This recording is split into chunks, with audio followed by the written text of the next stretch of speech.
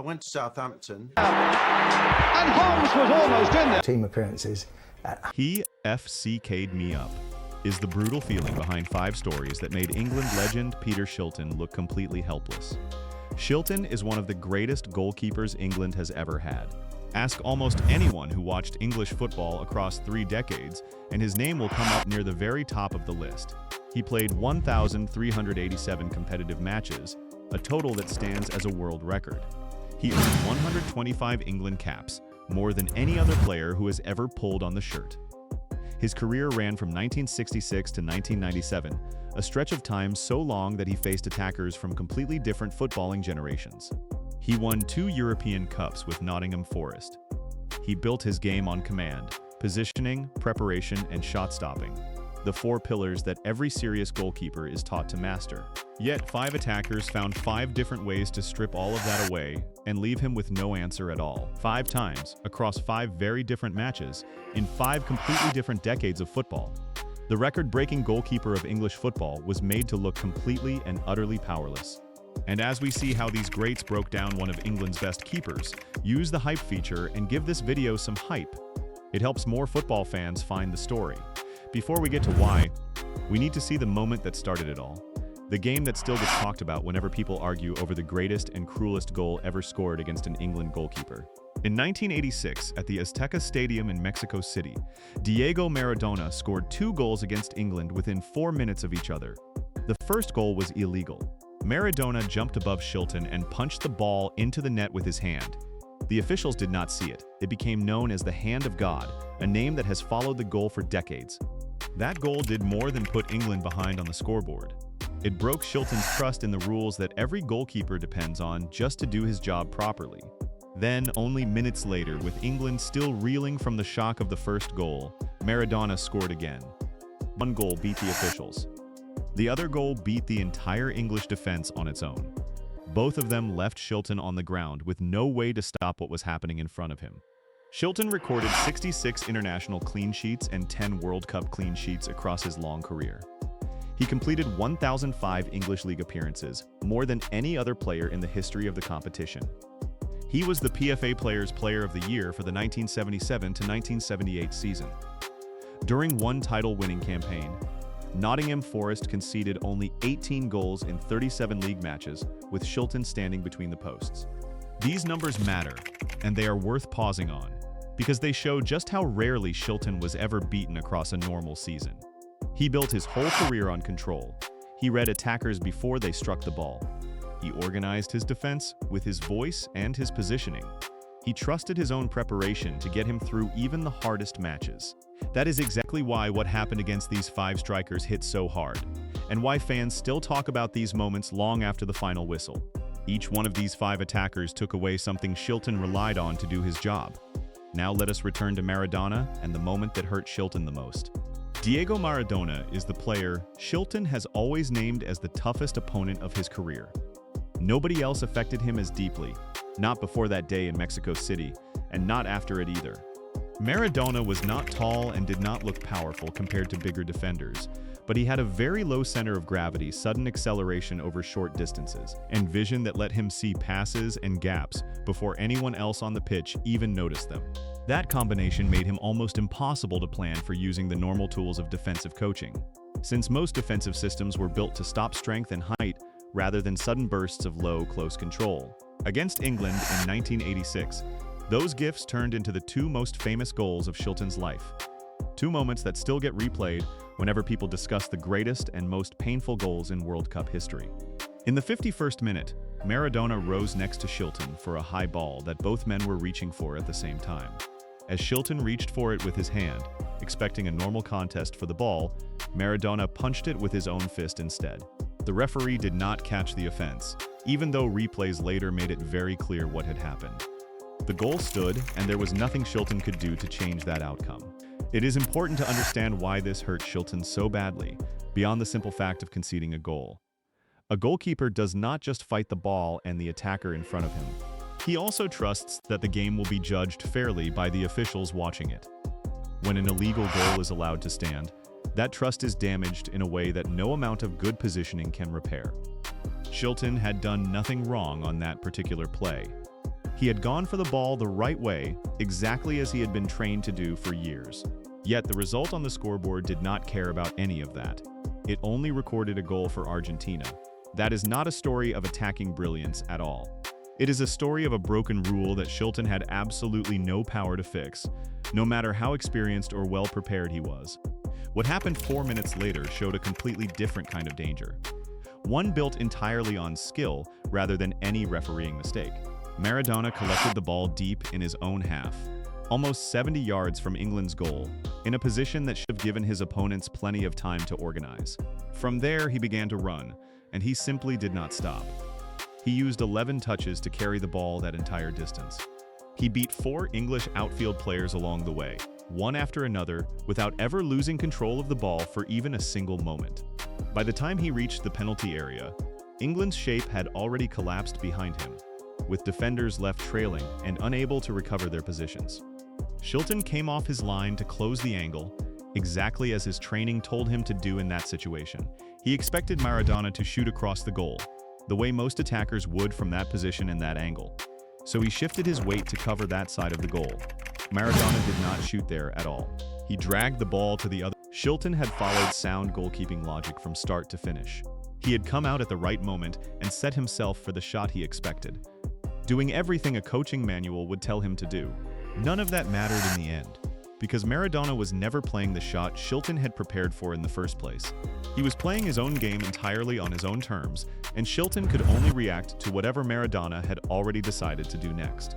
A full step behind a player who always seemed to know exactly where the goal was, without ever needing to look for it directly.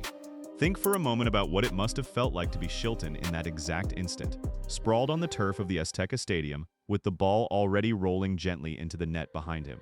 He had done everything correctly according to years of training and experience, yet the outcome was exactly the same as if he had made a terrible mistake.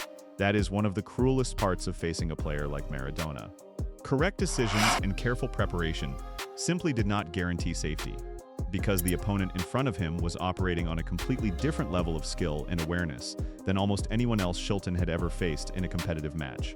The contrast between the two goals is what makes this passage of play so painful for Shilton, even all these years later. The first goal defeated the officials. The second goal defeated an entire football team on its own, without any help from a mistaken decision. Together, they defeated Shilton twice within 4 minutes, through 2 completely different failures of the system he had always trusted to protect him. His anger about the handball is understandable, and he has spoken about it many times over the following decades. But that anger can never erase what happened only minutes later, because the second goal proved something far more uncomfortable. Even without the handball, Maradona could still have taken the entire game away from him through pure skill alone. Maradona did not just beat Shilton with a single moment of brilliance. He made Shilton play out a match he no longer controlled. A match where every important decision belonged to the man with the ball rather than the man trying to stop him. That is the deepest kind of helplessness a goalkeeper can feel, deeper even than conceding a normal goal. And it is exactly why Maradona sits at the very top of this list. No amount of experience, no amount of careful positioning, and no amount of preparation could have changed what happened on that afternoon in Mexico City. Because the problem Maradona created was not one that any goalkeeper training ground could ever fully prepare a player for. Maradona overwhelmed a whole defense, but Jimmy Greaves needed only one calm movement to make Shilton's favorite method look weak. Long before Maradona, there was Jimmy Greaves, the player a young Peter Shilton grew up admiring more than any other player in the game. Shilton was raised in Leicester, and Greaves was his childhood hero, the striker he watched from the stands and quietly hoped to become one day himself. Greaves scored 44 goals in 57 appearances for England, a mark of just how clinical he was in front of goal, even against the best defenses of his time. He did not rely on pace or power the way many strikers did. He relied on light movement, calm control, and the ability to finish without warning, almost as if the goal simply appeared in front of him at the right moment, without any of the visible struggle that most strikers needed to create their chances. In October of 1968, an 18-year-old Shilton faced his hero for the only time in a First Division match when Leicester City played Tottenham Hotspur at White Hart Lane.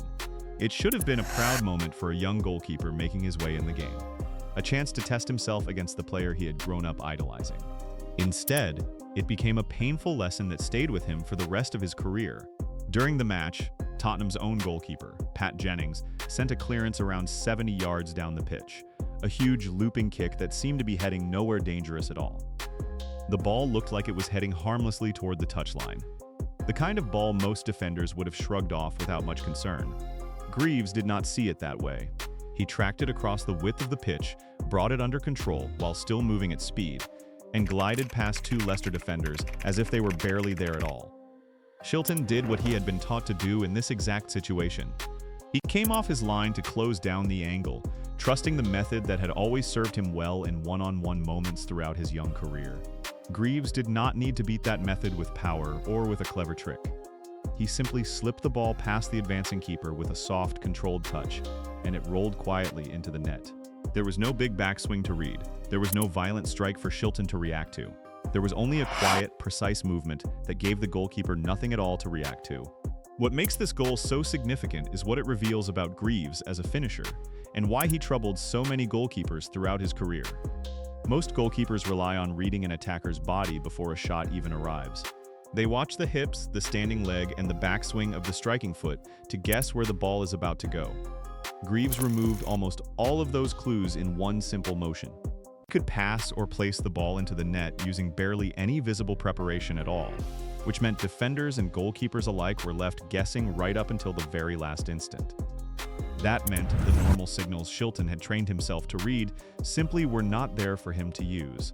Coming forward to close the angle was the correct decision in theory, exactly what any good goalkeeping coach would teach a young player to do. In practice, it placed Shilton directly in the path of a player who did not need power to beat him, only calm precision and perfect timing. The kind of timing that can only come from years spent learning exactly how a goalkeeper thinks and moves. The White Hart Lane crowd kept applauding long after the goal went in, savoring what they had just witnessed from one of the great goal poachers of the era.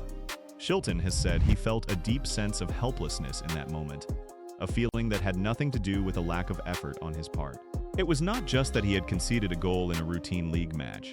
It was that his own favorite method, the one-on-one, had just been used against him by the one player he admired above all others in the entire game. There is something almost cruel about that particular detail. A young goalkeeper undone by the exact hero whose posters he might once have kept on his bedroom wall.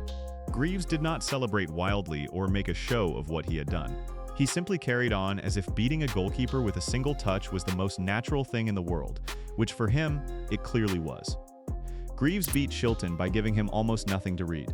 Peter Lorimer created the opposite problem. Shilton could see the shot coming and still have almost no chance to stop it. Peter Lorimer of Leeds United gave Shilton a threat built on pure physical force, a completely different kind of challenge from the calm skill of Greaves or the dazzling movement of Maradona.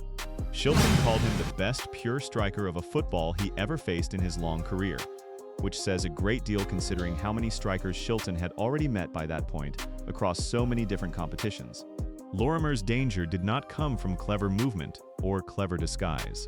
It came from raw power, the kind that no amount of positioning alone could fully protect a goalkeeper from. Since the danger began the instant his boot connected with the ball, rather than in the moments leading up to the shot. During the 1960s and 1970s, footballs were made from heavy leather that soaked up water on wet, muddy pitches almost like a sponge. In theory, that should have slowed the ball down considerably and made long-range shooting far less dangerous for any goalkeeper standing in the way. Lorimer proved the exact opposite of that theory. He could strike these heavy, waterlogged balls at speeds above 90 miles per hour from distances of 40 yards or more, numbers that sound almost impossible for a ball soaked through with rainwater. On top of that raw speed, he could add heavy curl and sudden late dip to his strikes. So the ball did not simply travel in a straight line toward goal, the way a simple shot normally would. It could bend through the air and drop suddenly in ways that were almost impossible to predict from the very moment it left his boot. This meant a goalkeeper's first read of the shot was very often not enough on its own, because the ball's path could change again before it ever arrived at the goal line. Picture the scene for a moment, because it helps explain exactly why this problem was so difficult. The pitch is heavy with mud from a long, hard winter. The ball is soaked through and should, by rights, be slow and predictable in the air. Lorimer stands 40 yards out from goal, well beyond the range where most strikers become a serious and consistent threat to a well-organized defense. Then he strikes the ball and it simply does not behave the way the conditions suggest it should behave. It arrives faster than expected, and it moves late in its flight. curling or dropping suddenly just before it reaches the goalkeeper's outstretched hands. Shilton explained that shots like these removed his reaction time almost completely, leaving him with barely a fraction of a second to respond. Normally, a goalkeeper can watch the full flight of the ball as it travels and adjust his own movements gradually as it approaches. Against Lorimer, that simple process was not always possible to carry out safely. If Shilton waited patiently to read the full flight of the shot, the ball could already be past him by the time he finally moved his feet. If he committed early to one direction instead, the late curl or the sudden dip could send the ball somewhere else entirely, leaving him stranded on the wrong side. Neither choice was truly safe, and both carried a real risk of conceding, which meant that facing Lorimer from distance often felt less like making a save and more like taking part in a gamble with very poor odds attached to it. Lorimer did not beat Shilton because of a mistake in positioning or a lapse in concentration on Shilton's part. He beat him because he created a physical problem that sat entirely beyond what normal human reaction time could reasonably solve. That is a very different kind of helplessness from facing Maradona or facing Greaves. It is not about being outsmarted by clever movement or gentle deception. It is about facing a level of raw power and unpredictability that leaves no reliable answer available at all, no matter how well prepared the goalkeeper happens to be. There is a certain kind of respect in the way Shilton spoke about Lorimer, the respect one honest professional gives another when describing a problem that simply had no clean solution. Lorimer did not need trickery or disguise. He only needed his own 2 feet and a heavy leather ball to make even the finest goalkeeper in the country look completely and uncomfortably human. Lorimer made Shilton worry about the ball from 40 yards away. Kenny Dalglish made him worry about every player around the ball. Kenny Dalglish caused Shilton problems in a completely different way from the previous 3 attackers, stretched out slowly across entire matches rather than concentrated in a single dramatic moment. Their rivalry ran through some of English football's biggest and most fiercely contested stages, from the domestic battles between Brian Clough's Nottingham Forest and Bob Paisley's Liverpool, to the international meetings between England and Scotland that mattered so much to both sets of fans. Dalglish was not a typical center forward who simply waited patiently for chances inside the penalty area. He often dropped much deeper than expected, playing almost as a second striker tucked in behind the front line, using space vision and clever body shape to drag defenders completely out of their normal positions, often before the rest of his teammates had even begun their own runs into the space he had just created. He could finish confidently from tight angles when the chance came to him directly, but he was just as likely to create a goal for someone else instead, using a clever back heel or a perfectly weighted through ball that split a defense apart in an instant. Shilton has said that facing Dalglish was especially tiring, more tiring than facing many strikers who were simply faster or stronger, and it is easy to understand why once you consider how he actually played. Dalglish never stayed still long enough to be fully read by a defense or a goalkeeper.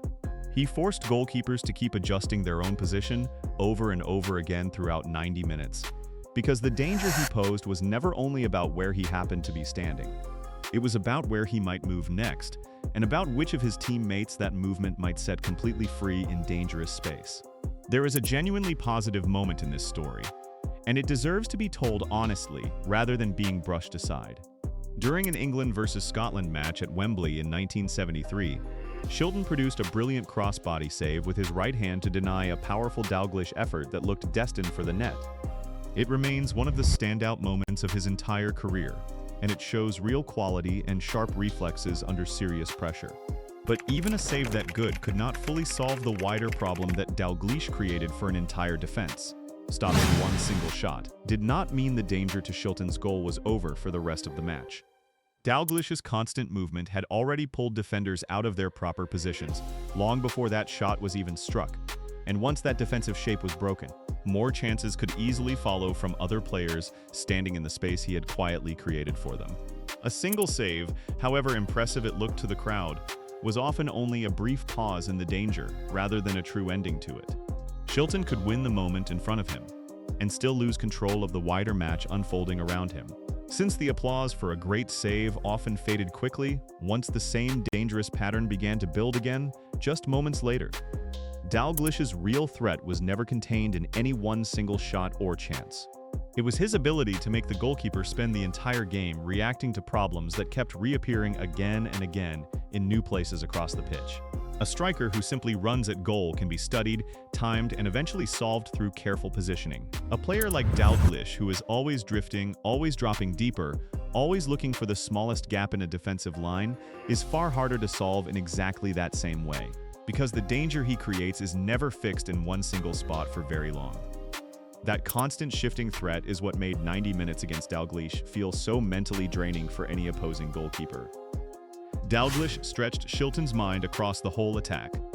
Marco van Basten gave him almost no time to think at all. The final and perhaps most complete test of Shilton's entire career came from Marco van Basten during the group stage of UEFA Euro 1988 in West Germany. England faced the Netherlands in that match, and by the final whistle, the Dutch side had won 3-1. Van Basten scored all 3 goals himself, a hat-trick that eliminated England from the tournament in a single night and left the whole team searching for answers. Van Basten was not built like the other attackers on this list, and he did not remind anyone of Maradona, Greaves, Lorimer, or Dalglish. He was tall, mobile, strong in the air, and dangerous with either foot, a rare combination of size and skill that made him extremely difficult for any defense to contain for a full 90 minutes. Since defenders could never settle on a single obvious weakness to target.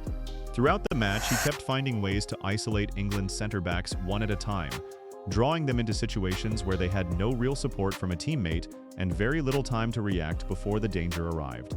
What made Van Basten so dangerous was not only his impressive physical gifts, it was how little time he actually needed to convert a chance into a goal once it fell to him. His 3 goals that night each showed a completely different kind of finishing, almost as if he was demonstrating every tool in his collection within the space of 90 minutes. One came from close control and quick footwork in a tight space, threading his way past defenders who had almost no room to work with. Another came from pure instinct near the 6-yard box, arriving before defenders could properly react to where he had drifted. The third was struck with clinical power that gave the goalkeeper no room for error whatsoever. Across all 3 goals, Van Basten reduced the gap between receiving the ball and shooting it almost to nothing at all. A goalkeeper's normal method depends on a short, careful sequence, reading the touch, setting his feet, judging the attacker's body shape, and only then reacting to the shot itself. Van Basten shortened or removed those stages entirely, sometimes within the space of a single touch. There was rarely enough time for Shilton to complete that normal sequence before the ball was already heading toward the goal. Shilton conceded 3 times to a single striker in one major tournament match, a result that would severely test any goalkeeper in any era of the game.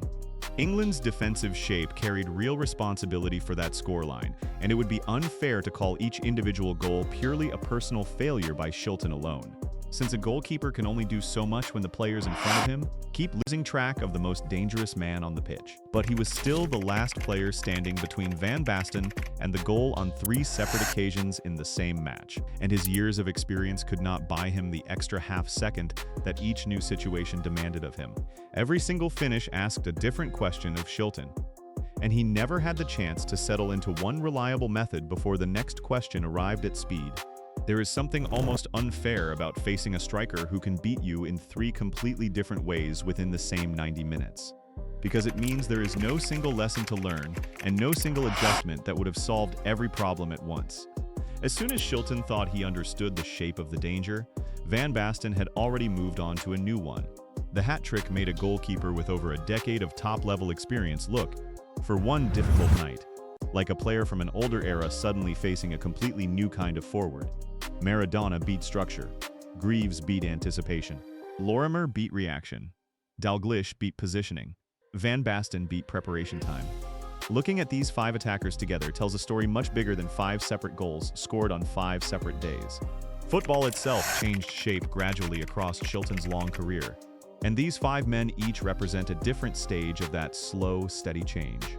In the 1960s and 1970s, attacking play often relied on raw physical force, aerial strength, and shots struck from distance with real, heavy power, the kind of blunt threat Peter Lorimer represented so clearly on a muddy winter pitch.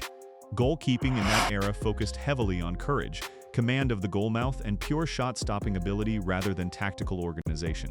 A goalkeeper in that period needed strong hands, a brave heart, and the willingness to throw himself at heavy, wet leather footballs traveling at frightening speed. Then, through the 1970s and into the 1980s, the game gradually shifted towards space and movement between the defensive lines rather than pure physical force alone. Jimmy Greaves and Kenny Dalglish both built their danger on subtlety rather than force, using deception, calm control, and clever positioning to unsettle defenses and goalkeepers alike without ever needing to overpower anyone physically. This slow shift forced goalkeepers to become organizers of their own penalty area, players who had to manage the whole 18-yard box rather than simply reacting to whatever ball happened to arrive in front of them, shouting instructions, reading danger before it fully formed, and constantly repositioning defenders, all became part of the modern goalkeeper's job during this period. By the late 1980s, fast, complete forwards had finally arrived on the scene. Players who combined power, clever movement, and finishing speed all at once inside the same body. Marco van Basten and Diego Maradona both belonged to this new and demanding era in their own very different ways, reducing the value of traditional positioning by giving goalkeepers almost no time at all to use it properly. Shilton lasted through every single one of these changes across his long career, which is a remarkable achievement in itself. He adapted his game again and again across 3 full decades of football, learning new methods and facing new types of forward as the sport around him kept evolving. That constant adaptation is exactly why his total of 1,387 competitive matches and 125 England caps stands as such a remarkable and rare achievement in the history of the sport. But lasting through these shifts in the game did not mean he fully mastered every new threat that came along with them. Each of these 5 attackers found the exact limit of what Shilton's trusted methods could actually do against the very best. Greaves removed the visual clues Shilton had always depended on before a shot arrived. Lorimer removed the reaction time a goalkeeper normally relies on to make a safe, considered decision. Dalglish broke Shilton's positional control by constantly forcing him to reset his position again and again throughout a match.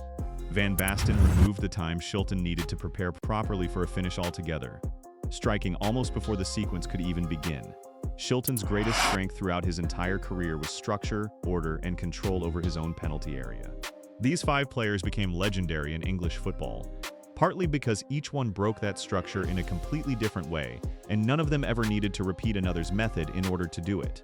Which is exactly why studying all 5 of them together tells us so much more about the game than studying any single one of them on their own. None of this erases what Peter Shilton achieved across his long and remarkable career. He completed 1,387 competitive matches, a total that still stands as a world record to this day. He earned 125 England caps, more than any other player in the entire history of the national side. He recorded 66 international clean sheets, keeping the opposition scoreless in more than half of all his appearances for his country, a rate that very few goalkeepers in the history of the game have ever come close to matching. He won 2 European Cups with Nottingham Forest under Brian Clough, cementing his place among the great winners of the English game during that golden period for the club. He remained at the very top level of football across several completely different eras, adapting his game again and again as attacking football itself transformed around him year after year. The moments when he looked helpless against Maradona, Greaves, Lorimer, Dalglish, and Van Basten do not erase a single part of that towering record, powerless, even for a single passage of play. It took 5 of the greatest attacking talents football has ever produced to find the true edges of Peter Shilton's game across 3 decades of top-level competition. When each of them found their moment, his reputation, his vast experience, and his years of careful preparation could not save him from what came next. And that fact alone says everything about how good these 5 remarkable men truly were. A goalkeeper is only ever as legendary as the strikers who tested him, and Peter Shilton was tested by 5 of the very best the sport has ever seen.